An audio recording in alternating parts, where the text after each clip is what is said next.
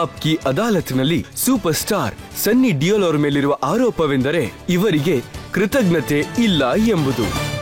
ಸನ್ನಿ, film industry ಅವರು ಹೇಳ್ತಾರೆ cinema industry ನಿಮ್ಗೆ ಇಷ್ಟೆಲ್ಲ ಕೊಟ್ಟಿದೆ, ಇಷ್ಟು ದೊಡ್ಡ ಸ್ಟಾರ್ ಆಗಿದ್ದೀರಾ ನೀವು ಮುಂಬೈನ ಫಿಲ್ಮ್ ಇಂಡಸ್ಟ್ರಿಯಿಂದಾಗಿ. ಆದ್ರೆ ನೀವ್ ಹೇಳ್ತೀರಾ industry did not believe in me, ನೀವ್ ಹೇಳ್ತೀರಾ ನನಗೆ ಫೇರ್ ಟ್ರೀಟ್ಮೆಂಟ್ ಸಿಗ್ಲಿಲ್ಲ ಅಂತ. You are very right. But ಅಂದ್ರೆ ಏನ್ ಅನ್ಸುತ್ತೆ ಅಂದ್ರೆ,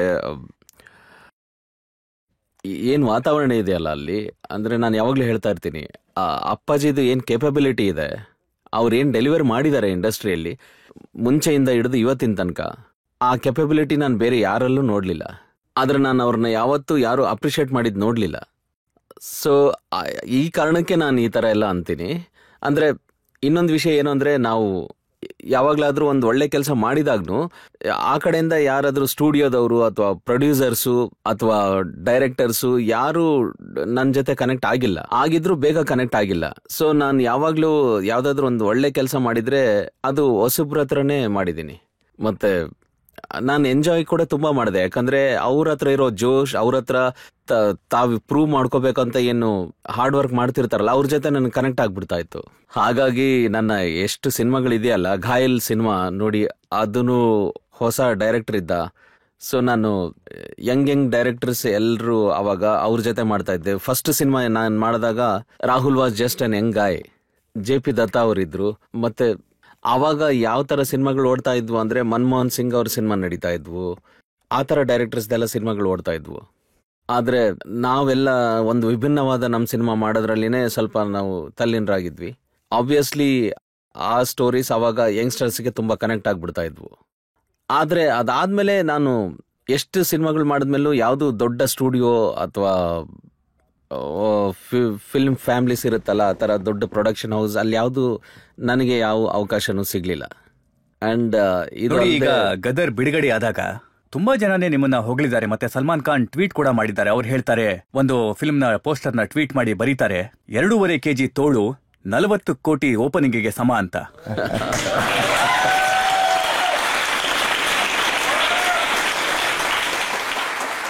ಸಲ್ಮಾನ್ ಮತ್ತು ನಂದು ನಮ್ಮಿಬ್ರದ್ದು ಒಂದು ಬೇರೆನೇ ಈಕ್ವೇಶನ್ ಇದೆ. ಅಂಡ್ ಆಬ್ವಿಯಸ್ಲಿ ನಾನು ಸೆಟ್ಟಲ್ಲಿರುವಾಗ ಸೆಟ್ಟಿಗೆ ಬರ್ತಾ ಇದ್ದ.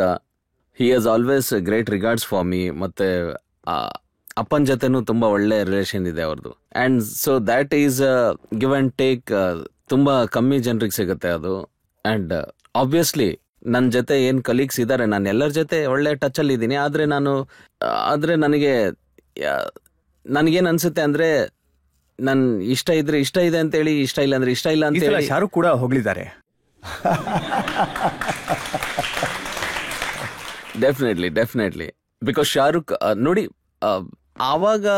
ಆವಾಗ ಏನ್ ಆಗಿತ್ತಲ್ಲ ನಮ್ ನಡುವೆ, ಅದು ಅಂಡ್ ನಾನೇನ್ ಹೇಳ್ತೀನಿ ಅಂದ್ರೆ, ಅದಾದ್ಮೇಲೆ ಎಷ್ಟೊಂದು ಸಮಯ ಕಳೆದೋಗಿರುತ್ತಲ್ವ, ಮನುಷ್ಯರು ಮರ್ತೋಗ್ಬಿಡ್ತಾರೆ, ಅರ್ಥನೂ ಆಗ್ಬಿಡುತ್ತೆ. ಅಂದ್ರೆ ಇದೆಲ್ಲ ಆಗ್ಬಾರ್ದಾಗಿತ್ತು, ಒಳ್ಳೆ ಚೈಲ್ಡಿಶ್ ತರ. ಸೊ ಡೆಫಿನೆಟ್ಲಿ ಅದಾದ್ಮೇಲೆ ನಾನು ಶಾರುಖ್ ತುಂಬಾ ಸಲ ಭೇಟಿ ಮಾಡಿದೀವಿ, ಹೊರಗಡೆ ಸಿಕ್ಕಿದೀವಿ, ಮಾತಾಡಿದೀವಿ, ತುಂಬಾ ಸಿನಿಮಾಗಳ ಬಗ್ಗೆ ಮಾತಾಡ್ತೀವಿ ನಾವು. ಈಗ ನನ್ನ ಸಿನಿಮಾ ರಿಲೀಸ್ ಆದಾಗ ಫುಲ್ ಫ್ಯಾಮಿಲಿ ಜೊತೆ ಕರ್ಕೊಂಡು ಬಂದು ನೋಡ್ದ, ಇವೆಲ್ಲ ಆಗ್ತಿರುತ್ತೆ. ಸೊ ಇವೆಲ್ಲ ವಿಷಯಗಳು ಏನಿದೆ ಇವೆಲ್ಲ ಚೆನ್ನಾಗಿ ಅನ್ಸುತ್ತೆ. ಕರಣ್ ಜೋಹರ್ ಕೂಡ ಈ ಸಲ ನಿಮ್ಮನ್ನ ಹೊಗಳಿದ್ದಾರೆ.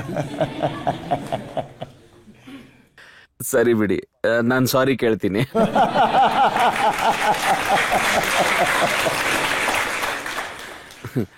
ನಿಮ್ಗೆ ನೋಡಿ ಈ ರೀತಿ ಯಾಕನ್ಸುತ್ತೆ ಅಂತಂದ್ರೆ, ನೀವು ಇಂಡಸ್ಟ್ರಿಲಿ ಇರುವಂತಹ ಜನಗಳ ರೀತಿ ಅಲ್ಲ.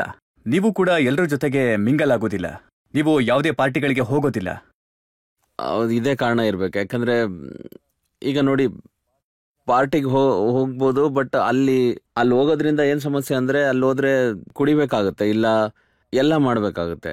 ನಾನು ಆ ಥರ ಅಲ್ಲ. I am early riser. ಅಂದ್ರೆ ರಾತ್ರಿ ಬೇಗ ಮಲಗಿ ಬೆಳಿಗ್ಗೆ ಬೇಗ ಎದ್ಬಿಡ್ತೀನಿ. ಸೊ ಮುಂಚೆ ದಿನಗಳಲ್ಲಿ ನಾನು ಹೋದಾಗ ಅಲ್ಲಿ ಸೀನಿಯರ್ ಆಕ್ಟರ್ಸ್ ಎಷ್ಟೊಂದು ಜನ ಇರ್ತಾ ಇದ್ರು, ಅವ್ರು ಕುಡಿದು ನಶೆ ಏರಿದ್ಮೇಲೆ ನಮ್ಮನ್ನ ಹಿಡ್ಕೊಂಡ್ಬಿಡ್ತಾ ಇದ್ರು. ಆಮೇಲೆ ಏನು ಲೂಪ್ ಸ್ಟಾರ್ಟ್ ಆಗ್ಬಿಡ್ತೈತೆ. ಅಂದ್ರೆ ಹೇಳಿದ್ದಿನೇ ಹೇಳೋದು, ಇವ್ರಾದ್ಮೇಲೆ ಅವ್ರಾದ್ಮೇಲೆ ಅವರು, ನಿಧಾನಕ್ಕೆ ನನಗೂ ಏರ್ಬಿಡ್ತಾ ಇತ್ತು. ಅಂದ್ರೆ ಯಾಕಂದ್ರೆ ಹಂಗಾಗ್ಬಿಡುತ್ತೆ, ಅವ್ರ ಜೊತೆ ಎಲ್ಲ ಮಾತಾಡಿ ಮನುಷ್ಯನಿಗೆ ಲೂಪ್ ಆದಂಗೆ ಆಗ್ಬಿಡುತ್ತೆ. ಯಾಕಂದ್ರೆ ಅಲ್ಲಿ ನೀವು ಯಾರ ಜೊತೆ ಸೆನ್ಸಿಬಲ್ ಆಗಿ ಮಾತಾಡಕ್ಕೆ ಆಗಲ್ಲ. But that was that period. ಅಂದ್ರೆ ಐ ಥಿಂಕ್ ಪ್ರತಿ ಮನುಷ್ಯನಿಗೂ ತನ್ನ ಒಂದು ಪರ್ಸನಾಲಿಟಿ ಒಂದು ಫ್ಯಾಷನ್ ಏನಂದ್ರೆ ಎಲ್ಲರೂ ನಿಮ್ಮನ್ನ ಪಾಜಿ ಪಾಜಿ ಅಂತ ಕರೀತಾರೆ. ನಾನೇನ್ ಅಂತೀನಿ ಅಂದ್ರೆ ಅಷ್ಟೇ, ರೆಸ್ಪೆಕ್ಟ್ ಕೊಡ್ತಾರೆ ಅಂತಂದ್ರೆ ಆ ರೆಸ್ಪೆಕ್ಟ್ ನ ಅರ್ಥ ತಿಳ್ಕೊಬೇಕು ಅಂತ ಹೇಳ್ತೀನಿ ಅಷ್ಟೇ. ಅಣ್ಣ ಅಂತೀರಿ ಅಂದ್ರೆ ಅಣ್ಣ ಅನ್ಕೊಳ್ಳಿ, ಅವನ್ನ ಸುಮ್ನೆ ಅಣ್ಣ ಅಂತ ಕರೀಬೇಡಿ. ಬಿಡಿ, I wouldn't like to go there. ಇದು ಈ ತರ ಇದೆ ಎಲ್ಲ ಅಟ್ಮಾಸ್ಫಿಯರ್. ಈ ಜಗತ್ತೇ ಹೆಂಗ್ ಆಗ್ಬಿಟ್ಟಿದೆ ಅಂದ್ರೆ ನಾವು ಆಪರ್ಚುನಿಟೀಸ್ ನೋಡ್ತೀವಿ, ಮುಂದುವರಿಯೋದು ಹೇಗೆ ಅಂತ ನೋಡ್ತೀವಿ ಅಷ್ಟೇ. ಒಳ್ಳೆಯವರಾಗೋದಕ್ಕೆ, ಒಳ್ಳೆತನ ಮಾಡೋದಕ್ಕೆ ನಾವು ಏನ್ ಬೇಕಾದ್ರೂ ಮಾಡ್ತೀವಿ. ಮತ್ತೆ ದಯವಿಟ್ಟು ತಪ್ಪು ತಿಳ್ಕೊಬೇಡಿ, ನಾನು ಯಾರ ಬಗ್ಗೆನೂ ಕೆಟ್ಟದಾಗಿ ಮಾತಾಡ್ತಿದ್ದೀನಿ ಅಂತ. ಜಗತ್ತೇ ಹಾಗಿದೆ. ಅಂದ್ರೆ ಸರಿ ಯಾವುದು ತಪ್ಪು ಯಾವುದು ಅದನ್ನ ಹೇಳಕ್ ನನಗೇನು ಅಧಿಕಾರ ಇಲ್ಲ. ನಾನು ಹೇಗಿದ್ದೀನೋ ನಾನು ಹಾಗೇ ಇರ್ತೀನಿ, ಬೇರೆಯವ್ರಿಗೆ ಹೇಗಿರ್ಬೇಕು ಅವ್ರು ಹಾಗೇ ಇರ್ತಾರೆ. ನಾನು ಧರಂಜಿ ಅವರ ಒಂದು ಇಂಟರ್ವ್ಯೂ ಓದ್ತಾ ಇದ್ದೆ. ಅವ್ರು ಹೇಳ್ತಾರೆ, ನಾನು ಸನ್ನಿಗೆ ಕಲಿಸೋದಕ್ಕೆ ಬಹಳನೇ ಪ್ರಯತ್ನ ಪಟ್ಟೆ. ಅವರು ಉಲ್ಲೇಖಿಸ್ತಾರೆ, ಈ ಹಾಡಿದೆಲ್ಲ ಮೌಸಮ್ ಜೋ ಬರಸ್ತಾ ಹೇ, ಡರ್ ಕ್ಯೂ ಮುಚ್ಕೋ ಲಗ್ತಾ ಹೇ. ನಾನ್ ಸನ್ನಿಗೆ ಹೇಳ್ತಾ ಇದ್ದೆ, ಹೋಗಿ ಅಮೃತನ ತಬ್ಕೋ ಅಂತ.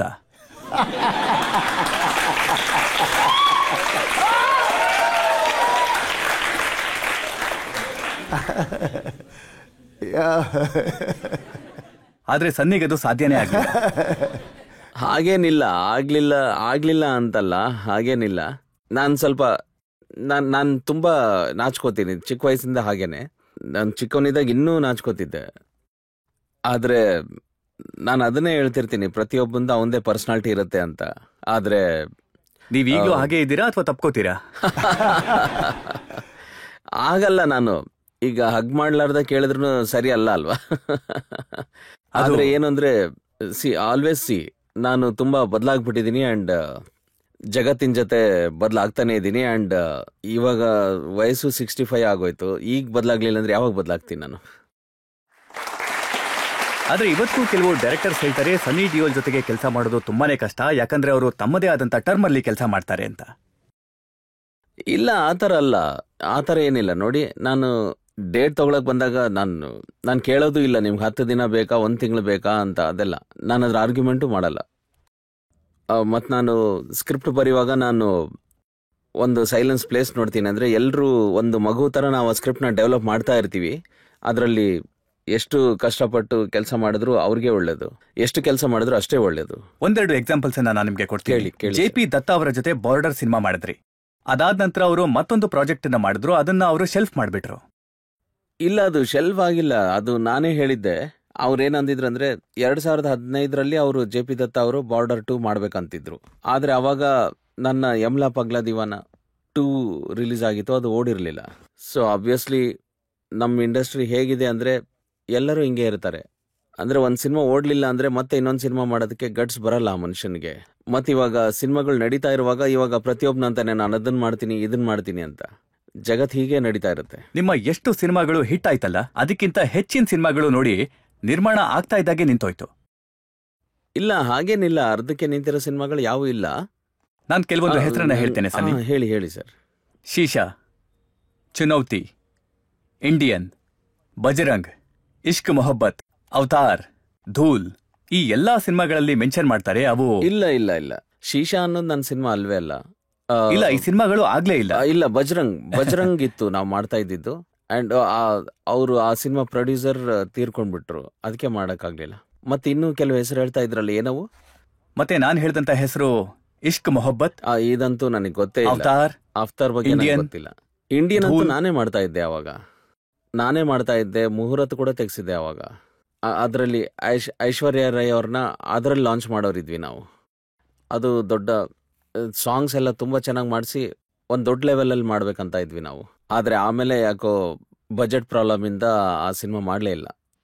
ಬಜೆಟ್ ಅಂತೂ ನಿಮ್ಗೆ ಗದರ್ನಲ್ಲೂ ಕಡಿಮೆ ಸಿಕ್ತು. ಹೌದು, ಈ ಟೈಮ್ನಲ್ಲಿ ನಾವು ಸಿನಿಮಾ ಮಾಡೋದಂತೂ ತುಂಬಾ ಅವಶ್ಯಕತೆ ಇತ್ತು.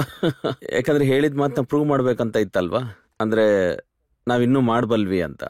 ಸೊ ಅದಕ್ಕೆ ಜನ ತುಂಬಾ ಪ್ರೀತಿ ತೋರಿಸಿ ಗೆಲ್ಸ್ಬಿಟ್ರು. ಇದಕ್ಕೆ ನೋಡಿ ನಿಮ್ಗೆ ಸಕ್ಸಸ್ ಇಷ್ಟು ದೊಡ್ಡದಾಗಿ ಸಿಕ್ಕಿದೆ. ನೀವು 50-60 ಕೋಟಿನಲ್ಲಿ ಏನ್ ಸಿನಿಮಾ ಮಾಡಿದ್ರಿ, ಅದು 500 ಕೋಟಿ ಸಂಪಾದಿಸ್ತು. ಆಬ್ವಿಯಸ್ಲಿ. ಪ್ರೇಕ್ಷಕರಿಂದ ಯಾರಾದ್ರೂ ಪ್ರಶ್ನೆ ಕೇಳ್ತೀರಾ? ಕೇಳಿ ಸರ್. ನಾನ್ ನಿಮ್ಮನ್ನ ಏನ್ ಕೇಳಕ್ ಇಷ್ಟಪಡ್ತೀನಿ ಅಂದ್ರೆ, ನೀವು ಆಕ್ಟರ್ ಆಗಿಲ್ಲ ಅಂದಿದ್ರೆ ನೀವ್ ಏನಾಗಿರ್ತಾ ಇದ್ರಿ? ನಾನೇನಾಗ್ತಿದ್ದೆ, ನೋಡಿ, ನಾನು ಚಿಕ್ಕವನಾಗಿದ್ದಾಗ ಸ್ಕೂಲ್ಗೆ ಹೋಗ್ತಾ ಇರಬೇಕಾದ್ರೆ, ಕಾಲೇಜ್ ಓದ್ತಾ ಇರಬೇಕಾದ್ರೆ ನನಗೆ ತುಂಬ ಇಂಟ್ರೆಸ್ಟ್ ಇದ್ದಿದ್ದಂದ್ರೆ ಡ್ರೈವಿಂಗ್ದು.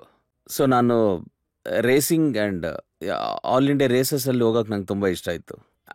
ಮತ್ತು ನನಗೆ ಬಾಕ್ಸಿಂಗು ತುಂಬ ಇಷ್ಟ ಇತ್ತು. ಸೊ ಆಬ್ವಿಯಸ್ಲಿ ಮನೆಯವರೆಲ್ಲ ನನಗೆ ಆ ಕಡೆ ಹೋಗೋದಕ್ಕೆ ಬಿಡ್ತಾ ಇರಲಿಲ್ಲ ಯಾವಾಗಲೂ. ಸೊ ನಾನು ಓದೋದಂತೂ ಬಿಟ್ಟಿದ್ದೆ. ಸೊ ಆಬ್ವಿಯಸ್ಲಿ ನನಗೆ ಒಳಗಡೆ ನನಗೊಂದು ಕ್ರೇಜ್ ಇತ್ತು, ಯಾಕಂದ್ರೆ ಹಾಲ್ನಲ್ಲಿ ದೊಡ್ಡದಾಗಿ ಸಿನಿಮಾಗಳನ್ನ ನೋಡ್ತಾ ಇದ್ನಲ್ಲ, ಆಕ್ಟರ್ ಆಗೋಕೆ ಇಷ್ಟ ಇತ್ತು ಮನಸ್ಸಲ್ಲಿ. ಆದರೆ ನಾನು ತುಂಬ ನಾಚಿಕೆ ಪಡ್ತಾ ಇದ್ದೆ, ಮಾತಾಡ್ತಿರ್ಲಿಲ್ಲ. ಸೊ ನನಗೆ ನೆನಪಿದೆ, ನಾನು ಒಂದ್ಸಲ ನಮ್ಮ ಅಪ್ಪಗೆ ಹೋಗಿ, ಅಪ್ಪ ನಾನು ಆಕ್ಟರ್ ಆಗಬೇಕು ಅಂತ ಹೇಳಿದ್ದೆ. ಅವಾಗ ಅವರು, ಆಗಪ್ಪ ನಿನ್ನ ಇಷ್ಟ ಬಂದಿದ್ದಾಗು, ಅದರಲ್ಲಿ ಏನಿದೆ ಅಂದರು. ಆಮೇಲೆ ನಾನು ಯೋಚನೆ ಮಾಡಿದೆ, ನಾನು ಹೇಗೆ ಆಕ್ಟರ್ ಆಗಲಿ ಅಂತ. ಯಾಕಂದ್ರೆ ಇಲ್ಲಿ ಎಲ್ಲ ವಾತಾವರಣ ಹೇಗಂದ್ರೆ, ಓದಲ್ಲೆಲ್ಲ ಒಂದು ಒಳ್ಳೆಯವರು ಇರ್ತಾರೆ, ಕೆಟ್ಟವರು ಇರ್ತಾರೆ. ಅಂದ್ರೆ ಅಲ್ಲಿ ಒಬ್ಬ ನಾರ್ಮಲ್ ವ್ಯಕ್ತಿ ತರ ಕೆಲಸ ಮಾಡೋದು ತುಂಬಾ ಕಷ್ಟ. ಅದಕ್ಕೆ ನಾನು ಮತ್ತೆ ವಾಪಸ್ ಇಂಗ್ಲೆಂಡ್ಗೆ ಹೋಗ್ಬಿಟ್ಟಿದ್ದೆ. ಅಲ್ಲಿ ಹೋಗಿ ನಾನು ಬರ್ನಿಂಗೇಮ್ ಅಂತ ಒಂದು ಓಲ್ಡ್ ಥಿಯೇಟರ್ ಇದೆ, ನಾನು ಅಲ್ಲೋಗಿ ನಾನು ಅಡ್ಮಿಷನ್ ತಗೊಂಡೆ. ಶಶಿ ಕಪೂರ್ ಅವರು ನನ್ನ ಅಡ್ಮಿಷನ್ ಮಾಡಿಸಿದ್ರು, ಯಾಕಂದ್ರೆ ಅವ್ರ ಮಗ ಕುನಾಲ್ ಅಲ್ಲೇ ಇದ್ದ. ಮತ್ತೆ ಅಲ್ಲಿ ಹೋದ್ಮೇಲೆ, ಯಾಕಂದ್ರೆ ಅಲ್ಲಿ ನನಗೆ ಯಾರೂ ಪರಿಚಯ ಇರಲಿಲ್ಲ, I went through doing stage work. And ನನಗೆ ಈಗಲೂ ನೆನಪಿದೆ, ಯಾರಾದರೂ ಡೈಲಾಗ್ ಹೇಳೋ ಅಂದರೆ ನೆನಪಿರಲ್ಲ, ಅಥಲ್ಲೋ ಮಾಡಿದ್ದೆ ನಾನು. ಆ್ಯಂಡ್ ಅದಾದಮೇಲೆ ನಾನು ಮತ್ತೆ ಅದನ್ನು ಮುಂದುವರಿಸ್ತಾ ಹೋದೆ. ಆ್ಯಂಡ್ 1.5 year ನಾನು ಅಲ್ಲಿದ್ದೆ. ಅದಾದಮೇಲೆ ನನಗಿನ್ನೂ ನೆನಪಿದೆ, ಅಲ್ಲಿಂದ ಹೊರಗೆ ಬರುವಾಗ ನನ್ನ ಸರ್ಟಿಫಿಕೇಟ್ ಏನಿದೆಯಲ್ಲ, ಅದರಲ್ಲಿ ನಾನು 1-2-3 ಮಾರ್ಕ್ಸಿಂದ ಡಿಸ್ಟಿಂಕ್ಷನ್ ತಪ್ಪೋಗಿತ್ತು ನನಗೆ. ಆ್ಯಂಡ್ ಆಬ್ವಿಯಸ್ಲಿ ಬಿಕಾಸ್ ನನಗೆ ಲ್ಯಾಂಗ್ವೇಜ್ ಪ್ರಾಬ್ಲಮ್ ಇತ್ತಲ್ವ, ಅದೊಂದು ಪ್ರಾಬ್ಲಮ್ ಇತ್ತು ನನಗೆ.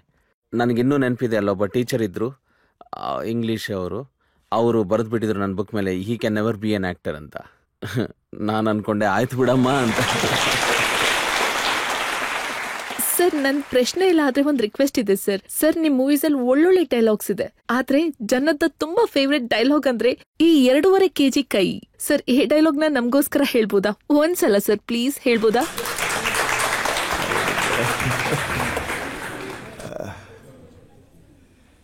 ये 2.5 किलो का हाथ जब उठता है ना, तो आदमी उठता नहीं, उठ जाता है.